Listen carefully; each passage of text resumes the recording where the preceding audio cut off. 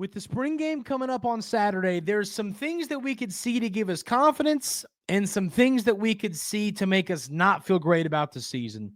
We'll talk about both scenarios on today's episode of Locked On Aggies.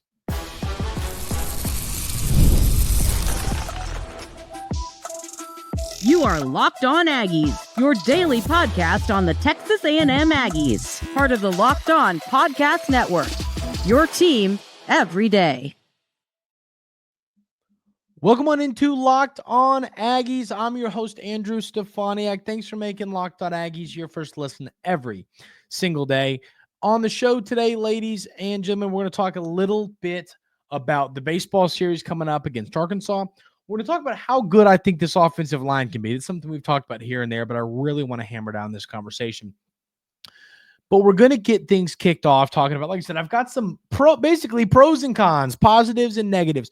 Things that could happen in this spring game that would leave us stressed about the future, happy about the future, kind of both sides of this. So we'll talk about that. But first, I got to tell you about our friends over at FanDuel. Right now, new customers can get $250 in bonus bets when you win your first $5 bet. So I've got two things listed under cons. And the funny thing about this conversation, which I said yesterday, every pro is going to lead to a con.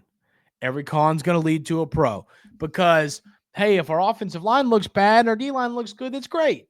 But then that means our offensive line looks bad and that's not good. Like if our D-line's getting a ton of push, we're going, man, good for the D-line. Oh, man, but our offensive line's getting pushed around. There's no winning when you're playing yourself, which is why I don't hate the idea of playing another opponent in one of these spring games. I think that could help coaches and staffs learn what they need in the portal and all that. So that's my opinion, but whatever. So the first thing I want to see is I want to see these receivers running open. Now, once again, I'm going to have to say this with every point. That would then lead to questions for our secondary, but we already have questions for our secondary. I mean, I think that we've got this receiver room was the room that got the best upgrade of any room on this roster. I think that the addition of Casey Concepcion and the addition of a guy like Mario Craver and a guy like Jonah Wilson and then ABR, some of the guys you've already got on a roster, Trey Bussey's still here. You've got great receivers now. A lot of that was thanks to the portal. A lot of that was thanks to some guys who I anticipate will take another kind of step in the right direction. So I look at players like Bussey and like Concepcion, and I said to myself, those guys are going to be really good. It would be awesome to see them just running open the whole game. If we could see them just running open. I mean, so I get, once again, you'll listen to this call. Well, that means our secondary sucks. Well, maybe, but at the end of the day, we have to take something away from this game. And I mean, every positive will lead to a negative. There's no winning. There's no like, well, everybody canceled everybody out. Well, it was a win. Like we'd rather some rooms look dominant and some rooms go, okay, there's some questions there, especially in this portal window where you can fix some of those holes. So I want to see some open receivers. And then it comes to Marcel Reed. This is one where it doesn't affect everybody. And it doesn't mean, I want to see Marcel Reed throwing the football well. We talked about it yesterday. It sounds like he's making some strides. Coach Ogo talked about a scrimmage they had the other day where he looked good throwing the football. And I mean, this has been a conversation I've had for many times here. And at the end of the day, if Marcel Reed can get better as a passer with what he can do with his legs, he can be a top 3 quarterback in the SEC. If you tell people that, you say, hey, listen, you could have a top 3 quarterback in the SEC if these guys are, if he develops as a passer. And I think a lot of people would laugh and say you're crazy, but it's not. With how good of a runner he is and how good we anticipate this offensive line being, we'll talk about here in a little bit. The sky's the limit for Marcel Reed if he gets better as a passer. Now, he's got to do that. We can't sit here and just, once again, I can sit here and say it every day. Hey, Marcel Reed's going to be great. He's going to develop a passer. He's got to do it. I can sit here and say it all I want to, but he's got to prove me right or prove me wrong, one or the other. But so I mean that he's not going to be running the ball on Saturday. He's just not. I mean, he's going to have on whatever one of those things called back in PE when you played pickup basketball, beanies or something like that. No, that's what you wear. pennies. That's what it called. I knew it was any something like that. Pennies. He'll be wearing a penny probably, and they're not going to hit him. So knowing that, you're not going to see his legs on display. It's all going to be him passing the ball. Yes, he might like leave the pocket here and there and try and find a way to get upfield. But I mean, once he just gets barely upfield, you're not going to, he's going to get upfield. He's not going to do a lot from there on. So, I mean, passing is where we want to see Marcel Reed develop, and I think we're going to see it in this game. I think he's going to have a good day throwing the ball. The last thing I have is tackling. This is one where there's no losers. Last year, tackling was an issue. The staff's talked about it. We've heard Bateman, we've heard Elko talk about it. They're trying to reteach tackling. I do find it a little crazy that we're having to do this when these folks have been playing football for 12, 15 years, but whatever. 2 years straight now, even that last year under Coach Fisher, we had issues wrapping up and tackling. It led to a lot of touchdowns. It led to a lot of extra yardage. It led to a lot of not great outcomes for this football team. So I want to see this team wrap up and tackle. That's what I want to see. Because, I mean, it's lost to some games. There have been some games where we've had a guy stopped for a 3-yard gain and we don't wrap him up and boom, there goes for a 62-yard touchdown. I mean, you have got to wrap up. You have got to tackle. And I think that this staff has had its fair share of issues. I mean, this team has had its fair share of issues. And now the coaching staff is trying to correct those issues, which is great to see. That they're, once again, recognizing problems and fixing them. But I'd love to see some sure-handed tackling. Wrap up and take them down. I would love to see that in this game. The next thing I have, our first con, is I want to see some pressure. Obviously, the pressure is not going to, they're not going to tackle Marcel Reed or Zeno or anybody, but I would just love to see this defensive line create pressure. We've talked about this for a few weeks now, that replacing some of those great defensive linemen from last year, the Shamars and, of course, Nick Scorton, you're replacing a couple of potential first-round picks. And knowing that, I mean, you have got to have a guy that is able to step up and get some pressure. We all believe that is going to be Cassius Howell. But once again, we can sit here and say it as much as we want to. He's got to come out and prove it. So I want to see this defensive line prove they're going to be able to get a little bit of pressure on the quarterback, which I think they'll be able to do. Now, this is one where there is a negative flip side, which would be, the offensive line got pushed around. I'm not asking for pressure on every single snap, but I want to see that we are capable of getting a little bit of pressure. The good news is Texas A&M, when it comes to our offensive line, on the flip side of this, we have a quarterback who, when there is a bit of pressure, he can escape and roll out and throw the ball, or roll out and pick up some yardage with his legs. So that's a positive there.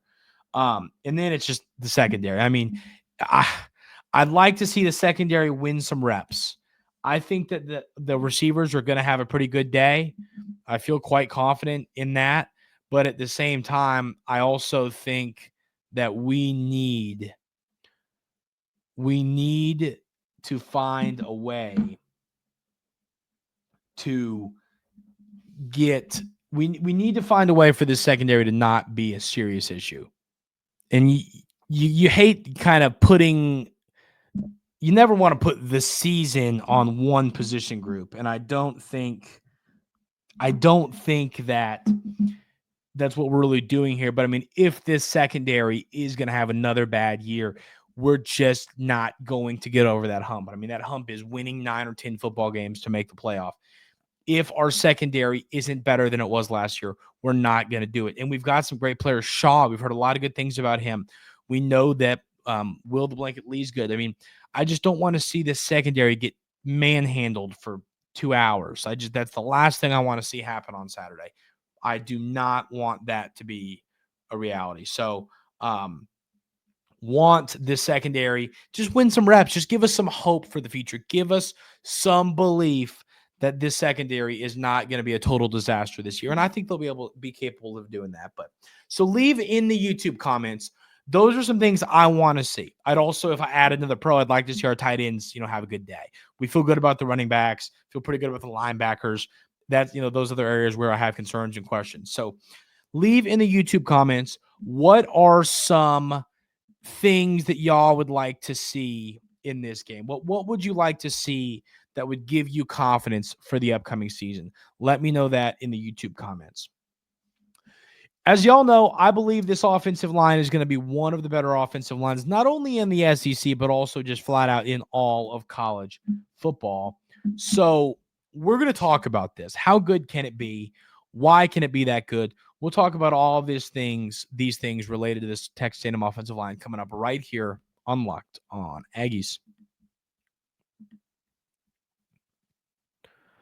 But first, I want to tell you about our friends over at Upwork. Scaling your business requires the right experience at the right time. With Upwork, you can find specialized freelancers in marketing, development, design, and more, experts ready to help you take your business to the next level. Upwork gives business flexibility by connecting them with top freelance talent across multiple industries, including IT, AI, web development, and marketing.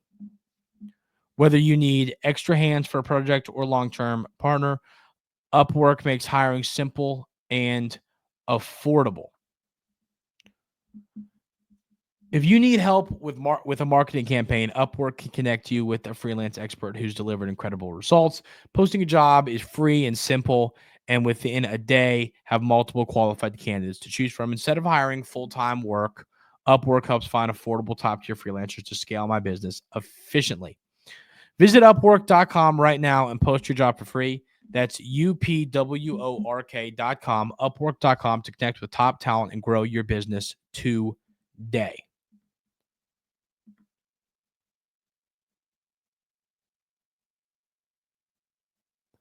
So, looking at this offensive line, I think that we all collectively feel really good about this unit. I mean, I know that I think this offensive line is going to be the best we've seen at Texas A&M in a really long time. I feel pretty good saying that. I mean, the guys you've got in Zune and Armaj Reed-Adams, I mean, this offensive line is going to be great from left to right everywhere. Now, I mean, last year, our offensive line had its, it wasn't as much a sack issue. Like, how many times did we get sacks total last year? I mean, the sacks, we didn't get sacked as like a ton to where I was super concerned about it. We got sacked 23 times. I mean, obviously, I'd like to see that number come down, but it wasn't like the worst thing in the world. I mean, like, let's see if we can find what quarterbacks were sacked the most here. Is that something we can find? I wish there was.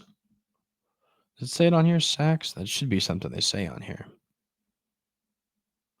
I don't see it, but you get the point. There, we were sacked some. I'd say. I mean, I think that it wasn't.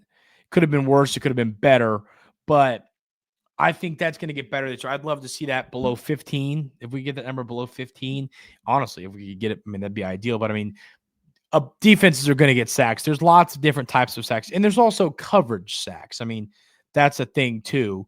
Our receivers weren't that good last year, and sometimes Marcel Reed or Connor Wigman had to sit in the pocket, and while they were sitting in the pocket, nobody's getting open, and the offensive line's having to block their guy for 8 seconds. And there were some, I mean, I can remember a handful of coverage sacks. So, I mean, it's hard to put those on the offensive line, but the run blocking last year was great. I mean, this unit is a bulldozing unit. They create space for these running backs, and I expect that to be the case again this year. I think they're going to continue to just bully their opponents. I think they're going to create space. I think they're going to make it really easy for the running backs to get open. I mean, to get open space to run. It's just going to be up to the quarterback situation. Are they going to be able to keep finding a way to give Marcel Reed time in the pocket? Now, hopefully, with better receivers, a year or two, Terry Bussey and Casey Concepcion and Craver and all these guys, will they be able to have this kind of season where this offensive line doesn't need to give Reed more than that, because the receivers are just open quicker? That would be great to see. But I think this offensive line is going to be really good. I think it's going to be the best offensive line we've seen in a long time at Texas A&M, and we've seen some good offensive lines at Texas A&M. But I mean, having a good offensive line makes it so easy for a team to be successful, because when your run plays are picking up 3, 4, 5 yards every time, especially 4 to 5 yards, it's easy to be successful. When you are setting up second and medium, third and short situations, your offense, obviously we're going to dominate on the time of possession, which we were third in last year. We dominated the time of possession last year. We'll do it again this year. So that's just the way Coach Klein wants to play. So when you dominate, you have an offensive line that can dominate the line of scrimmage. It just is so easy to run a good offense. And I think that's going to be the case this year. I think you're going to see this Texas A&M offense continue to be really, really take that next step because of how good this offensive line is going to be. And the offensive line was good last year, but I think it'll be even better this year. I think it's taking the next step. I think it'll be one of the best offensive lines in the entire college football next year. We've got to talk about this series coming up against Arkansas. It's a big one, and it's a stressful one. And I think this kind of feels like a make or break one because of the momentum we're carried into it. So I'll talk about that coming up right here on Locked On Aggies. But first, I got to tell you about our wonderful friends over at FanDuel. The NBA playoffs are here, and FanDuel is giving new customers an incredible way to get in on the action. Right now, when you join FanDuel and you place your first $5 bet, you'll get $250 in bonus bets if your bet wins. I love how FanDuel makes betting so easy, whether it's picking my favorite team or diving into player props. From three-pointers to steals to assists, FanDuel has so many ways to bet your favorite player props. Plus, after the game tips off, you can even combine live prop bets into same-game parlay for a chance to win big. Don't miss out. Head to FanDuel.com and claim your $250 in bonus bets today. So the Aggies have a massive series coming up this weekend against Arkansas. It's on the road. It's in Fayetteville. And, this is an Arkansas baseball team. Let's see what they've done when it comes to at home. I want to check their home schedule. So far this year at home in SEC play, they went on the road and swept Vandy in Nashville. They then hosted Missouri and swept Missouri. They then lost a series in Athens to Georgia. They won the first game. And now they play Texas A&M. That's not right. There should be 1, 2, 3. Oh, and then they swept South Carolina 4. And they beat Ole Miss in a series. So they swept South Carolina at home, and they swept Missouri at home. So they've got a lot of series at home coming up. So that makes their overall record in conference 12-3. They're 33-5 overall. They are a very, very good team. And when you look at the stats on this baseball team, they've put up some really good numbers. So when it comes to the hitters, Koziel's hitting 397. He's got 8 bombs. You've got a lot of homers here. How many total home runs do they got? There's no way they've hit 84 home runs. That's absurd. That's crazy. They've hit 84 home runs as a team. Is that right?